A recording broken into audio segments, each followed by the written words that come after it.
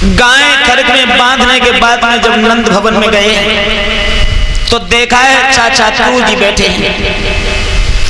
कन्हैया और बलराम ने चाचा क्रूर जी के चरण स्पर्श किए और कहा कि चाचा जी,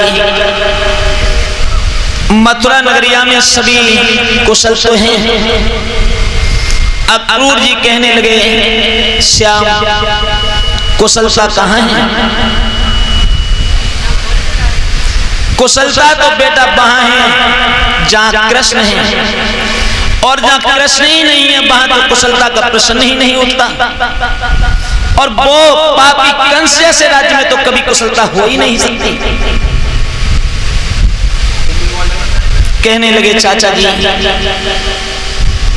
फिर उस मथुरा नगरिया में तुम कैसे रह रहे हो? जवाब दिया कि बेटा श्याम, उस मथुरा नगरिया में हम इस तरह से रह रहे हैं जैसे 32 दांतों के बीच में जीभ अपना जीवन यापन करती है। और जानते हो भक्तों, जीभ का और दांतों का कैसा रिश्ता होता है? एक दिन परीक्षित जी जीभ में और दांतन में झगड़ा भाव, जीभ में और दांतन में। सो दांतन ने जीभ से कही गए, हम 32 हैं और तू एक है, जादन मनावे बाद बांस से काट के बाहर फेंक देंगे।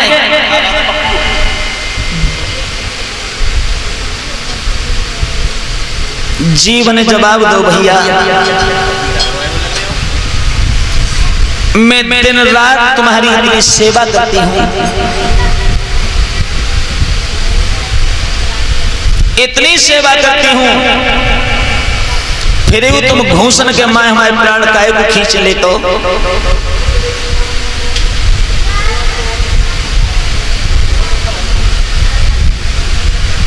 दांत कहने लगे, काम नहीं करेगी तो काट के फेंक देंगे।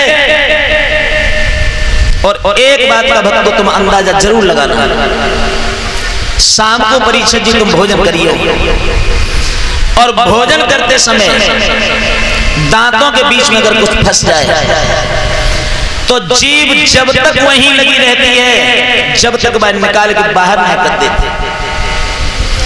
सो जीभ ने दांतन से कही कि भैया इतनी मेहनत करती हूं, जब तुम भोजन चबाते हो तुम्हारे बीच में कुछ फंस जाता है तो मैं जब तक चैन से ना बैठे तब तक बाहर निकाल के नहीं कर देते, और जाके बाद में तुम घूसन के मारे अगर हमारे प्राण खींच लेते हो तो सुनो, तुम 32 हो और मैं एक जरूर हूं, लेकिन एक बात मत भूल जाना,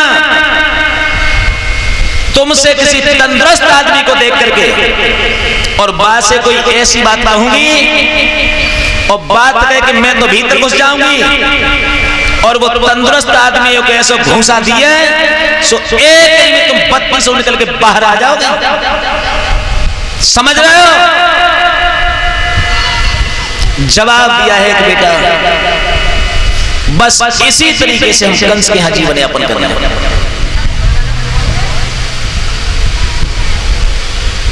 कहने लगे चाचा जी,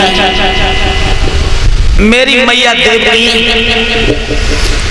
और मेरे पिता वसुदेव कैसे रह रहे हैं मथुरा में? कहने लगे बेटा अब तुम मैया और बाप की तो बात ही मत पूछो। बोले क्यों? जवाब दिया, दोबारा से तुम्हारे माता पिता को उस पापी कंस ने मथुरा नगरिया के कारागार में डलवा दिया है, और अब तो इतना सख्त पहरा है कि इन दिनों बेटा उनसे कोई मिलने की हिम्मत तक नहीं कर रहा।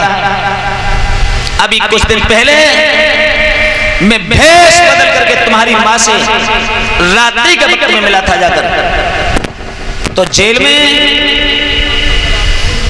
देवकी ने रोक करके हमसे केवल एक ही बात कही कि अक्रूर, हमारी किस्मत ने हमें बहुत लंबी पटक मारी है। बोली थी तुम्हारी मैया हमसे रो करके,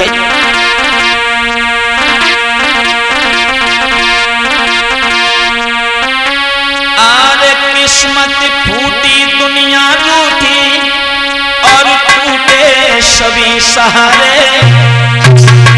वृंदावन में बिलखत हैं मेरे पारे राज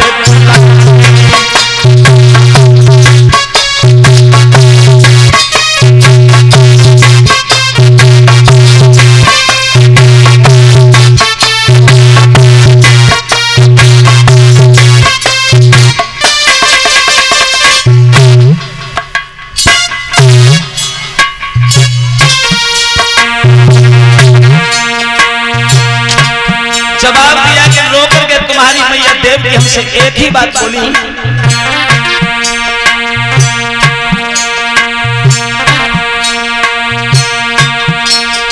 आज जब से जन्म लियो कन्हैया देखो,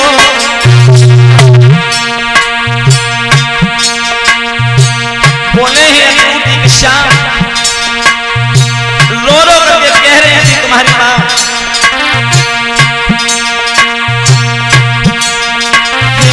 जब से जन्म लियो मोहन में नाई कन्हैया देखो,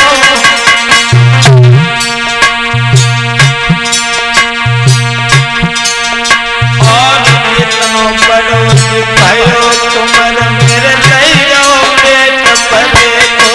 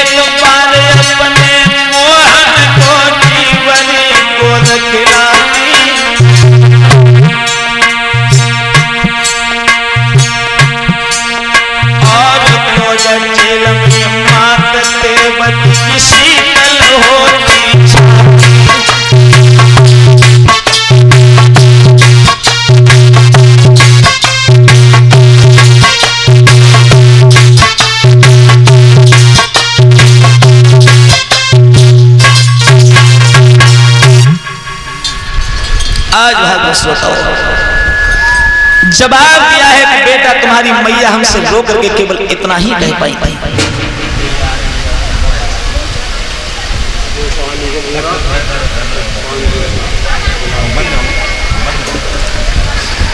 और ये 501 रुपए हमारे करीब आए हैं, और एक आलू का कट्टा भंडारे के लिए श्रीमान गुलाब सिंह दादाजी की तरफ से सभी भक्त का तालियों से स्वागत करें। बोलिए भक्त वत्सल भगवान की। आज भागवत श्रोताओं अक्रूर जी ने इतने वचन सुनाए हैं, भगवान कहने लगे चाचा क्या